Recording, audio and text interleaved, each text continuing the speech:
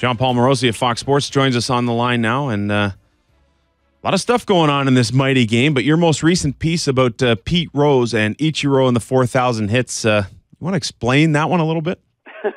My pleasure, gentlemen. My pleasure. I think a lot of what Pete Rose said, I don't dispute from a factual standpoint. I just think that some of the attitude behind his comments to USA Today about speaking about how the fact that this was done in the States and what Pete Rose did in the United States should be held above basically all else that Ichiro did. I think the insinuation there is that the baseball that's played in America is so much better than what's being played all around the rest of the world. And I think that with the way the game has changed, frankly, in the time during which Pete Rose has been banned from the sport, I think we have to have a little bit more perspective about the strength of the leagues in Japan and certainly in Korea and obviously in Cuba based on the talent we've seen come from there. So do I think that Ichiro's hits in Japan should count for the major league record? No, because that's in terms of MLB. No, that Pete Rose still has that title. But I do think that we're now at a point where we can raise different questions about global hit kings, global home run kings, those types of things based on the way that other domestic leagues have advanced. I think that we are maybe in the next 20 to 30 years moving towards a spot where we can have discussions about relative strength in the way that maybe soccer fans would debate about different leagues in different countries. Okay, John Paul, my question is anybody really upset about this? And this is a career 4,000 hits, and that's what's being celebrated, his personal career, not the major league. No one's saying this means he has actually had an equivalency of 4,000 major league hits. I think everyone just wants to celebrate the fact that the guy got 4,000 hits, and I understand that. I think it's a remarkable achievement. I don't get why so many people are upset that the major league 4,000 hits record is in jeopardy, especially Pete Rose, who's now saying, well, then you have to include my minor league hits and my T-ball hits and stuff like that. Like, right. I think it's a little ridiculous, and I think it's a little bit diluting of the actual accomplishment that those things are getting thrown into the argument. I agree, and I think, too, that, a couple things. Number one, Pete Rose, in his comments to USA Today, was equating basically his minor league hits with Ichiro's hits in Japan for in the Nippon Professional Baseball, which is not really the same thing. I mean, in Japan, that is considered a major league, a lowercase m, lowercase l, major league. That is a major league. That is maybe not the major league in the way that we would consider it in North America, but that is considered a major league. And I think that when Ichiro is inducted to the Hall of Fame, which I expect he will be, based on the fact that he has almost 3,000 hits just in the major leagues of North America, that his plaque will read something to the effect of the number of hits he had in Japan, the number of hits he had in the major leagues here, and also the fact, and I think one important point that's being lost in this whole discussion is that Ichiro Suzuki shattered a great bias that existed in our sport. I mean, this is going back not like 60 years, but 15 years, the prejudice existed that, well, Japanese players cannot be everyday players in America. People thought that. This was a very unfortunate bias that existed, and Ichiro obviously shattered that. You look and see, he was the first real true Japanese-developed player that came over and was an everyday player in the major leagues in North America, and he has been a trailblazer in that regard. I think that aspect of the story is being missed, I think, as we're talking about the semantics of how we should count different things.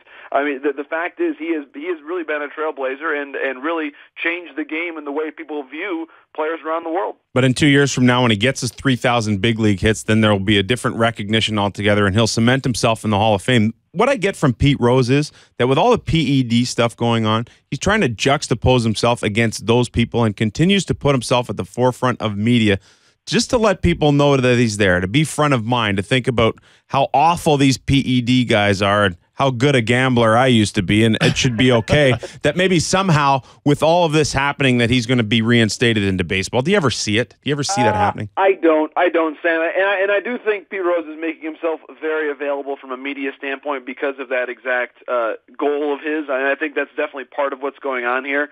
And I think it's a very, very, very long shot that he would be reinstated. But I do think, and I wrote this at FoxSports.com today, I really feel like a lot of baseball records are now completely in the eye of the beholder. There's a lot of context around everything now.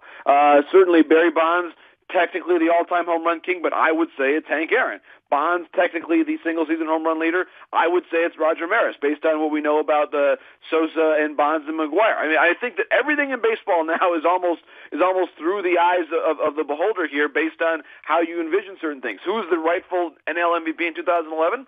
I would have to say Matt Kemp. John, so I think that there's a lot of different things going on in baseball now, and I think Pete Rose, I think somewhat correctly, is pointing out some of the inconsistencies that exist about, Ryan Braun certainly cheated the game by now acknowledging he took PEDs in 2011, perhaps changed the course of the 2011 postseason. We can talk about that series that he had against Arizona, and obviously Pete Rose is probably saying, well, I didn't really maybe cheat with the integrity and really change the integrity of games. That may be true, but it is a very, very slippery slope, but one that I do not think Pete Rose is going to be able to scale and get back into baseball. John Paul Morosi of Fox Sports joins us. John Paul, my question then on that is that, okay, so if you are going to look at records through the eye of the beholder, if it is going to become very personal interpretation, and you have to use that personal interpretation to look at things like Ichiro Suzuki and his 4,000 hits, does that now actually in some way support the use of PEDs? If people are going to say, well, I know that the records say this, but I'm not going to consider him that, does it cheapen the accomplishment of getting yourself into the Hall of Fame or having these records if people aren't going to validate them anyways, and so in a backhanded way almost make it more reasonable to cheat since people may not consider you authentic anyways?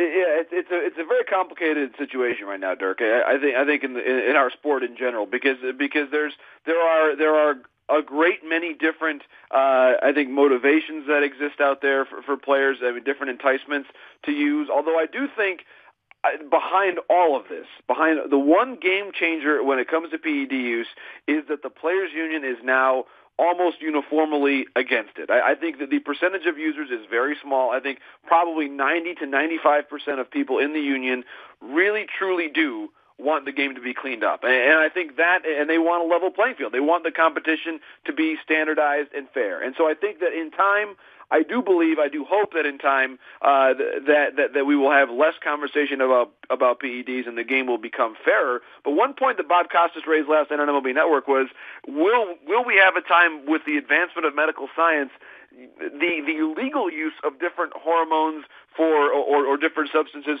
for healing purposes that are strictly kind of a rehabilitation type restorative substances that you can use while you're rehabilitating, but you cannot use once you return to the actual field.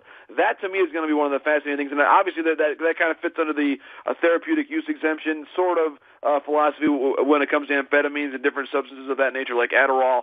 So I think we're entering a whole different chapter of the game. But I do think at the end of the day, we're going to have to just trust the perspectives of the medical people involved in the sport, and obviously maintain the testing program as strong as it's been. Yeah, it'll be fascinating to keep an eye on that. We know you have to go. Thanks for taking the time to join us.